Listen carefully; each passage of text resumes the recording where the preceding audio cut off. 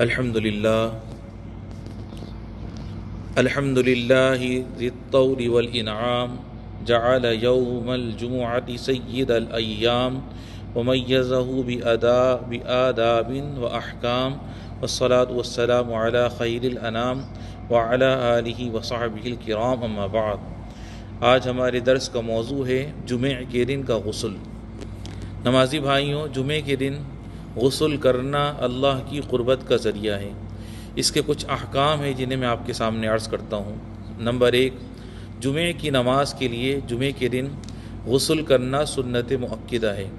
نبی کریم صلی اللہ علیہ وسلم نے فرمایا، اذا جاء احدکم الجمعۃ فلیغتسل، یعنی تم میں سے کوئی جب جمعہ کے لیے آئے تو اسے غسل کر لینا چاہیے۔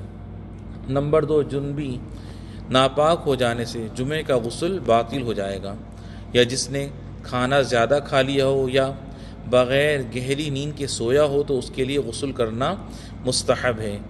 نمبر 3، جنابت کا غسل کرتے وقت اگر کسی نے جمعہ کے غسل کی نیت کر لی تو اس کا جمعہ کا غسل ہو جائے گا۔ نمبر 4، جمعہ کے دن غسل کرنے والے کے لیے خوشبو لگانا، زیب و زینت اختیار کرنا اور منہ سے آنے والی بو سے چھٹکارا پانے کی کوشش کرنا مستحب ہے۔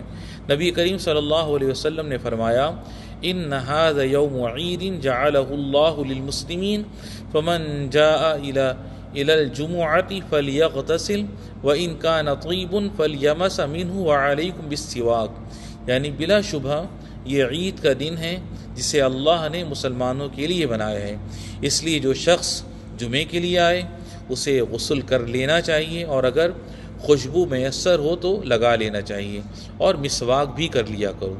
آخر میں عرض ہے کہ جمعہ تمام دنوں میں سب سے افضل دن ہے۔ ہمیں اس دن غسل کرنے اور خوشبو لگانے کی کوشش کرنی چاہیے، اور اس کے فضائل و آداب اپنے بچوں کو بھی سکھانا چاہیے تاکہ ہم اجر عظیم اور بہتر ثواب کو پا سکیں۔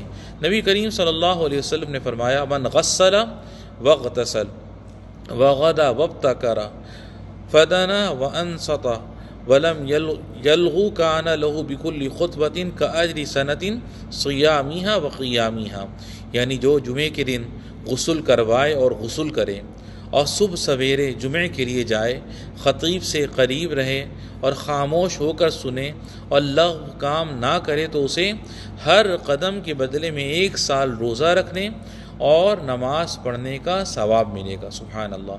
وصلی اللہ وسلم وبارک علی سیدنا و حبیبنا محمد وعلی آلہ وصحبہ اجمعین۔